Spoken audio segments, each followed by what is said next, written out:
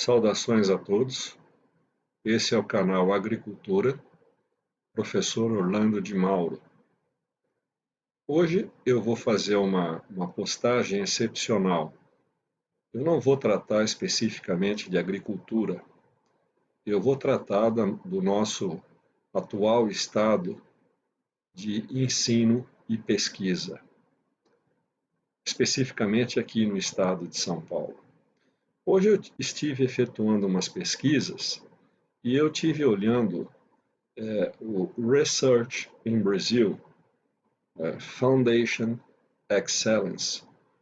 E eu pude constatar que 60% das pesquisas brasileiras são efetuadas por apenas 15 universidades.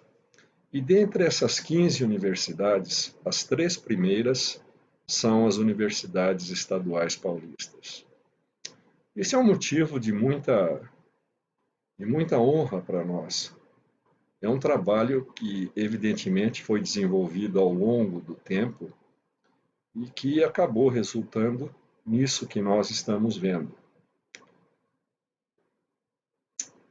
Eu vou, inicialmente, contar para vocês a minha história, que é comum, com toda certeza, a muitos outros professores e pesquisadores. Eu iniciei meus trabalhos na Unesp em 1979, trabalhando com a cultura da soja.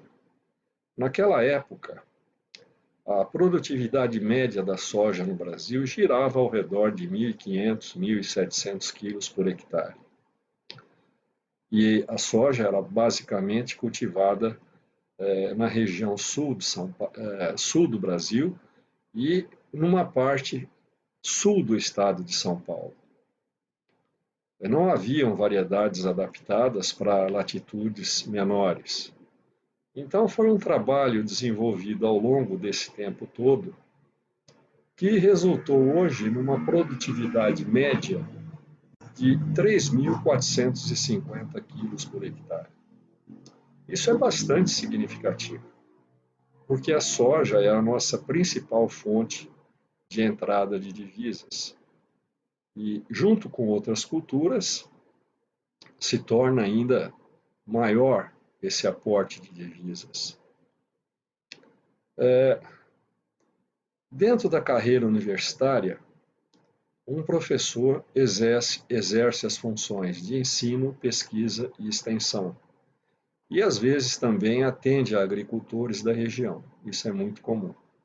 Participa de congressos, muitos iniciaram a carreira como auxiliar de ensino, e para atingir o posto máximo dentro da carreira acadêmica, que é o de professor titular, foram necessários muitos estudos, muitas horas de dedicação, muito trabalho. Normalmente, quem entra na universidade, como eu entrei, entra como auxiliar de ensino. Aí ele faz um concurso para se efetivar. Depois sai para fazer um curso de mestrado. Depois um curso de doutorado. E depois cursos de pós-doutoramento. Isso faz parte da carreira para se atingir esse nível, né, de professor titular. No ano de 2015, repentinamente, professores titulares, adjuntos e acredito que até assistentes doutores tiveram um corte no salário, e um corte significativo. Com toda certeza, isso causa transtornos na vida financeira das pessoas. Eu conheço o caso de um professor que chegou a perder um apartamento que ele havia adquirido, porque antes desse corte ele tinha uma previsão financeira que cabia dentro do orçamento dele a aquisição desse imóvel, ou de um carro, por exemplo, e esse corte veio de uma maneira súbita. E nós estamos desde essa época, com esse corte no salário e sem reajuste. Todos sabem que as contas de água, de supermercado, de combustível e dos demais itens necessários a uma vida normal vêm subindo ano a ano. E com isso, esse achatamento salarial que nos foi imposto é cada vez maior. É cada vez mais difícil. Na minha opinião, o que deveria ser feito seria uma fase de transição. Assumir uma atitude onde as pessoas teriam conhecimento do que iria acontecer com elas no futuro. Não de uma forma súbita, como aconteceu com a gente, com esses profissionais que eu acabei de citar. Dever-se-ia fazer, ou ter sido feito, um aviso, tipo, olha, de agora para frente, quem entrar na carreira universidade, essas são as condições. Porque, na verdade, o que aconteceu conosco foi uma mudança de regras quando o jogo ainda estava acontecendo. E muitos estavam próximos da aposentadoria. Isso foi um choque, muitos transtornos. E isso aconteceu de um governo prévio que congelou o salário do governador e o governo subsequente fez essa redução, admitindo uma lei que só existe no estado de São Paulo e no Espírito Santo, onde os profissionais de nível superior não podem ganhar mais do que o governador. Isso é um tremendo absurdo, porque o governador ele possui um cargo que é passageiro. Nós não. O nosso cargo ele é ad eterno, até a aposentadoria ou até a morte, em muitos casos. Então, trata-se de uma tremenda injustiça que foi cometida. Alegar que há falta de recursos, isso não justifica. É só olhar o que acontece com deputados estaduais, deputados federais, senadores e até no Supremo Tribunal Federal, onde, além de um salário, que eu acho muito justo, esses indivíduos têm adicionais ao seu salário. Adicionais ao seu salário. E nós não temos isso. Nós vivemos do nosso salário, exclusivamente do nosso salário. Eu fiz direito até o 3º ano, e esse ano eu já estou voltando para concluir o meu curso. Então, nós passamos por uma penalidade, e isso nos permite um link com o direito penal. No direito penal, a lei só retroage se for para beneficiar o réu.